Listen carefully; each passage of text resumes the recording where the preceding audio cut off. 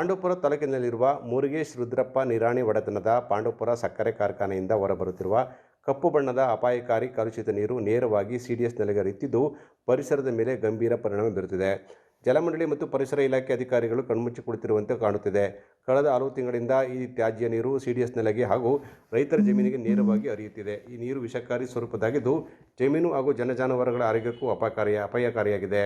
ಈ ಬಗ್ಗೆ ಪಾಂಡವಪುರದ ನಮ್ಮ ಪ್ರತಿನಿಧಿ ಕೆ ಮಂಜು ವಿಶ್ಲೇಷಣೆ ಕೂಡ ನಡೆಸಿದ್ದಾರೆ. ಜೊತೆಗೆ ಸ್ಥಳೀಯ ಮುಖಂಡರಿಂದಲೂ ಮಾಹಿತಿಯನ್ನು ಪಡೆದುಕೊಂಡಿದ್ದಾರೆ. ತಾಲೂಕು ರೈತ ಸಂಘದ ಅಧ್ಯಕ್ಷ ವಿಜಯಕುಮಾರ್ ಅವರು ಸ್ವರ್ಣವಾಹಿನಿಯೊಂದಿಗೆ ಮಾತನಾಡಿ, ಕಾರ್ಖಾನೆಯಲ್ಲಿ ಕಬ್ಬನ್ನು ಅರಿಯುವಾಗ ದೊಡ್ಡ ಪ್ರಮಾಣದ ನೀರನ್ನು ಬಳಸಲಾಗುತ್ತದೆ. ಆದರೆ ಅದರಿಂದ ಹೊರಬರುವ ತ್ಯಾಜ್ಯ ನೀರನ್ನು ಯಾವುದೇ ಶುದ್ಧೀಕರಣವಿಲ್ಲದೆ ನೇರವಾಗಿ ನಾಲೆಗೆ ಬಿಡುವುದು ಸರಿಯಲ್ಲ ಅಂತ ಹೇಳಿದರು. ಈ ವಿಷಯದ ಕುರಿತು ರಾಜ್ಯ ಮಾಲಿನ್ಯ ನಿಯಂತ್ರಣ ಮಂಡಳಿ ಮತ್ತು ಜಿಲ್ಲಾಧಿಕಾರಿಗಳಿಗೆ ಫೋಟೋ ಮತ್ತು ಮಾಹಿತಿಗಳನ್ನು ಕಳಿಸಿದರೂ ಯಾವುದೇ ಪ್ರಯೋಜನವಾಗಿಲ್ಲ ಅಂತ ಅವರು ತಮ್ಮ ಆಶಯವನ್ನು ವ್ಯಕ್ತಪಡಿಸಿದರು.